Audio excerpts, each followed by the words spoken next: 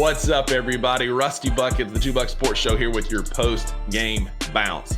The Memphis Grizzlies got in the Christmas spirit early last night, starting Christmas week off, assisting 35 times on 50 made shots, en route to their 20th victory of the year, 128-112 over the Atlanta Hawks. There are now 4 teams in the NBA that have 20 wins: Oklahoma City, Boston, Cleveland, and the Memphis Grizzlies. That's some good company right there. The Grizzlies are now 12-2 in their last 14 games. And last night was the recipe for a trap game. We're 2 games removed from an epic beatdown of Golden State that got everybody's attention. I can't wait to hear Draymond's next podcast come out with his excuses where he was 1 steal away from the Tony Snell stat line. But it was a recipe for disaster. And the Memphis Grizzlies just went out and took care of business. Jumped out to a 10-0 lead on the back of 2 Desmond Bane big threes, en route to the highest scoring first quarter of the season for the Grizzlies, dropping 43 on the Hawks, and we never looked back. Had another 70-plus point first half, dominated from start to finish. Again, assisting the ball left and right. Scotty Pippen Jr. finishing the night with 22 points, 9 assists.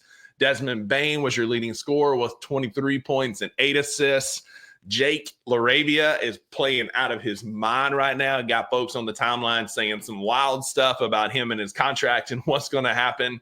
But Jake was 4 or 5 from 3 last night and had some big ones, including a wild falling out of bounds heave to beat the shot clock, which is just was one of the most circus Harlem Globetrotter shots I've seen in a long time.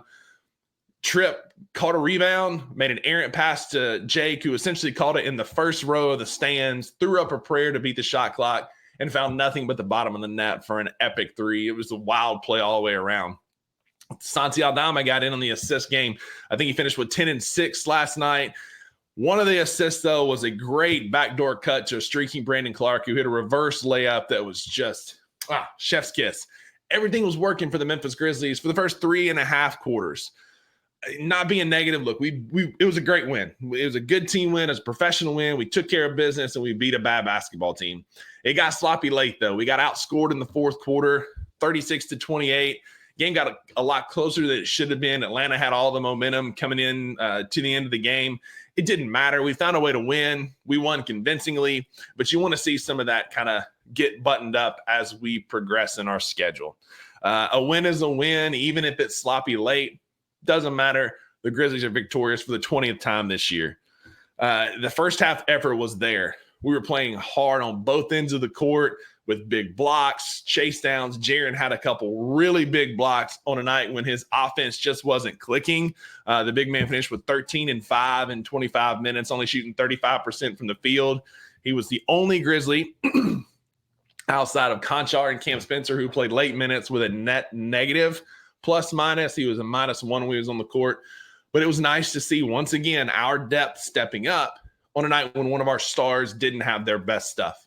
Again, you got a big game from Scotty. You got a big game from Des, who's one of our stars. Santi played well. Jake with 16 and 4. And then Marcus Smart. God bless Marcus Smart, man. Cannot catch a break on a layup there. He was fouled is the play that it kind of looks like it happened late in the game, early in the game. He only played 9 minutes last night.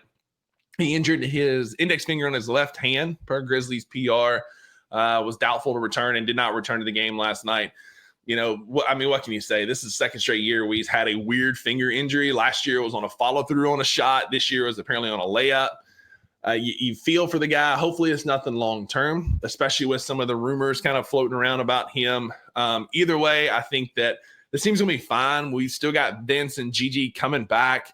I do still think we're going to make a move. There's just way too much smoke. We're tied to way too many teams and rumors right now. But you hate to see Marcus get hurt like that, and I hate that he can't catch a break right now. But the Grizzlies didn't need their big stars last night because our depth continues to be one of the best in the league. Zach Edey continues to play his bully ball and get more and more comfortable on the court. I mean, like, the big man was running last night. Like, he looked good in space several times with change of direction, changing his hips, changing his feet to recover on defense, to get open on offense or set a pick. Had a couple really nice put-back dunks on some rebounds. The big man finished with 10 points and 6 boards in 26 minutes, 5 of 7 from the field, and only 2 turnovers. and only 1 foul last night. It's a great stat line for a rookie big man who's still trying to find his way in the NBA. Zach Edey continues to impress me and play well and get more comfortable in this offense, which is spelling disaster for the rest of the league. Again, we're 20-9, 12-2 on our last 14 games, and we've yet to play with a fully healthy roster. You know, we didn't have Ja last night, didn't have Jaren's best stuff. Marcus got hurt, had a great game from Desmond, but we have yet to still see our core three play alongside Vince for more than about 18 minutes. And G.G. Jackson Jr. is yet to play a single minute with John Morant. And we're kind of getting close to those guys coming back. I know we got a less than desirable update about Vince this week, but it's a grade 3 ankle sprain, and I'm not surprised that it's taken a little bit longer. Guys, this might get wild when Vince and G.G. come back. With Vince's defensive skill set, with what we saw last night in the beatdown of the Hawks, it's only going to get better. G.G. can score and create, and I cannot wait to see him play alongside Ja. I think the two of them are going to be the perfect match to make this offense just that much better. In an offense where everyone eats, G.G. will be able to find some shots and find some opportunities to fill it up, and this team could get serious in their title hunt this year. But, hey, a win is a win. We'll take it. Back to last night, it was a great professional win, as Brevin Knight said. We took care of business. We went to Atlanta. We didn't get caught up in the hype of our win over Golden State and got a convincing win over a team that we should have. Now we return to the Forum to start Christmas off early. On the 23rd, Monday, we host the LA Clippers at 7 o'clock at the Forum. Be there, turn out, support the boys. We're coming up on our Christmas break. We could be heading in 21-9 if we win on Monday night, heading into our Christmas break without some of our best players playing. And you can't tell me that's not a successful first start to the season. We'll see y'all on Monday. Go Grizz.